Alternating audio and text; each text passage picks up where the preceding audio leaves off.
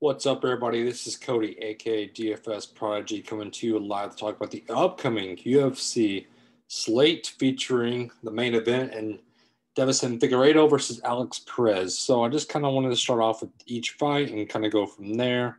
So we'll just basically start off with the Jared Gooden and Alan Gerbain. So basically with this fight, Gooden is it's hard to judge this fight because Gerbain has not fought in a little bit. He's basically a male model and kind of focused on that and more focused on that career aspect than the fighting aspect. He's a good fighter, though. He's a solid fighter. Jared Gooden is trying to come out basically out of nowhere. He's iffy to me. The problem with Jared Gooden is that the night train is just, I don't know if I trust it. I mean, it's just hard because basically I think Gerbain is the more skilled fighter, but he hasn't fought in a little bit. Gooden is an all-around fighter, though, but he doesn't have the edge. So to me, this is just a hard fight to judge. And I don't like the two price points. I'm off of this fight overall. But if I had to pick, I would go with the newcomer on Gooden. Kyle Dawkins versus Stolvas. So Kyle Dawkins, if we remember, his brother is Chris Dawkins, which there are two good brothers that are in the fighting game that I think they're going to last quite a while. Dawkins is a sneaky fighter. He's a sneaky striker who can clip you at a good rate. And I think he could definitely clip stuff off this easily, but that price point at 8,800 is hard for me to judge. So I don't know how I feel about this fight overall. I think if I'm a betting person, which I am, I like Kyle Dawkins, but overall, another fight I'm just not on. So this fight is an interesting one to me. The 93 price tag for Kosais is a good price, I think, but could he pay it off? I think he could definitely pay it off and put him to sleep and pound Nitev. So this is a good first fight. I don't think this fight is going to last very long. I might do this one from another betting point and just put him in my parlays and Kosais and just kind of move on from there. So we started off with three fights that are just not my favorites. So that's why I'm just kind of speeding through the first three that we have. And now we have the main event and Davison Figueiredo versus Alex Perez. So this is the fight I want to talk about, the main event. So Alex Perez is 7,200. I think that's some disrespectful pricing for DK to have Alex Perez at only 7,200 when he could beat Davison Figueiredo. I think if Perez can clip him, I think he could easily knock him out. Figueiredo is on a mission, yes, and he's in his prime, and he's looked good, but at the same time, it's Alex Perez. Alex Perez is a good fighter. He's a good striker overall. He could easily, like I said, clip Figueiredo. Now, Fig won't be able to take him down, I don't think, because Perez has good takedown defense, but overall, this is going to come down to the striking.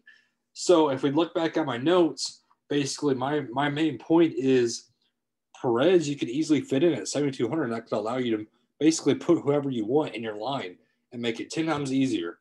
Because I think that price tag of Figueiredo at 9,000 is too steep for him. He's looked good. He's on fire. I mean, don't get me wrong. He could easily beat Alex Perez and just basically knock him out in a heartbeat. But at the same time, Alex Perez is sneaky. And Alex Perez is also a veteran. So I like Alex Perez a lot if I had to choose. Going on to Walk-in Buckley versus Jordan Wright. Man, the Walk-on Buckley knockout against Impa was amazing. Nobody did ever see that coming. Buckley is basically on the rise. He looked good even against Kevin Holland.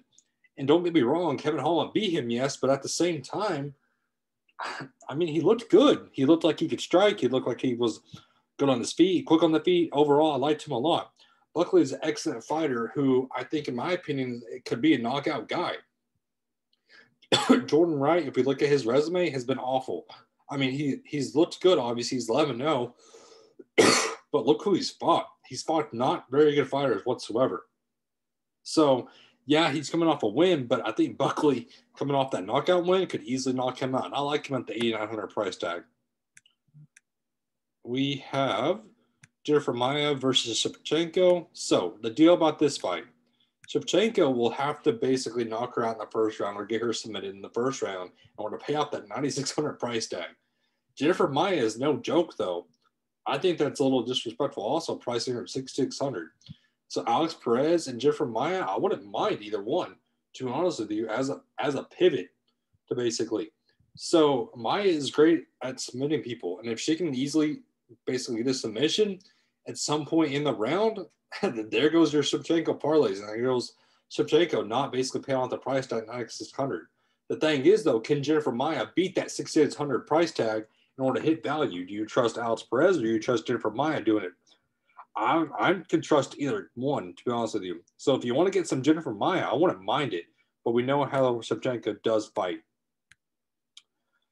Nicholas Dolby versus Daniel Rodriguez. This is another just a mayhem fight to me that I'm not on either guy, to be honest with you. I mean, basically, they're two knockout fighters, and overall, I just don't know how I feel about it. So the thing is, Rodriguez is a good striker who won't give up in the fights at all. The 91 price tag is not bad for him. I don't think you could go wrong with that. But basically, Dalby just lost his last fight and just has not looked good. He hasn't looked mentally stable. He hasn't looked mentally good at all. I wouldn't mind getting into some Daniel Rodriguez. Lebski versus Simchako. So the deal about this one is it's the sister, obviously. Now, their fights are pretty close, though, in the price tag. So basically, Simchako did not look good in last fight whatsoever. So that scares me a little bit, paying for her for 8,400 when you have Lebski, who's a striker and can easily clip her. So I wouldn't mind getting into some Lebski at all. Brandon Mourinho versus Brainerd. This will be the fight of the night. I'm going to go and tell y'all right now, this will be the fight of the night. These are two amazing fighters that I love watching, that I hate betting against, and Brandon Mourinho and Brandon Roval. They're two fighters that are on the come-up, young prospects that are just in their prime right now. So this is a good fight to me. Brandon Royval is a heavy striker. He's a knockout potential, while Mourinho is basically the submit artist who is fast on his feet and can easily get you to the ground and submit you. It's going to be a battle of who can submit the first person or knock out the first person, basically, in my opinion. This will be a great fight, and it's going to be all coming down to takedown defenses. I'm liking Brandon Royval as the underdog. Paul Craig versus Rue, old man Rue. So we've seen this fight before. We've seen this rematch. We know how it goes. Two mediocre fighters who are just not looking good at all. Rue is just coming down, basically not in his prime anymore, as y'all know. This is just a rematch. I'm not on either guy, to be honest with you. Let's skip over this one. Tim Means versus Mike Perry. I don't even know where to start with this fight. Tim Means, I love me some Tim Means. Tim Means is one of my favorite fighters by far. And Mike Perry, I don't know where he mentally is stable at. I mean, we've seen him basically dab on the stage when he missed weight completely and now forfeiting 30% of his purse. And we've seen him basically on Twitter just saying hey, he doesn't know how he's going to do it. He doesn't know how he's going to cut weight, so on and so forth. He's just mentally not there. I love me some Tim Means. Tim Means is basically a guy who will get in your face, quietly attack you, and just knock you out and get you the win. He'll basically just say, I don't care what these people think. I'm going to go in there and do my job and get me the win. I love me some Tim Means. Going on to Kristen Cavallo versus Chicane. So Cavallo is a good fighter overall. She's looked great in her last fight. She's good because of the people she's fought. Her resume is stacked. If we look at her resume, I don't know how she does it. So this fight is pretty close in talent because Chopenhagen is no joke. I like her a lot also. This will be an interesting fight, which I'm probably going to stay away from. But like I said, this will be basically my core four of Roval, Means, Buckley, and Alex Perez. But you can flip out Buckley with another high-priced fighter if y'all want to. But these will be my core three for sure. Alex Perez, Brandon Roval, and Tim Means. I love this core three a lot. I love this card overall. Shout out to Justin James, who will be on this Nets card on December 5th, who I finished my interview with earlier today. He's one of my favorite fighters. I just love talking to him, talking about basically his life story and so on and so forth.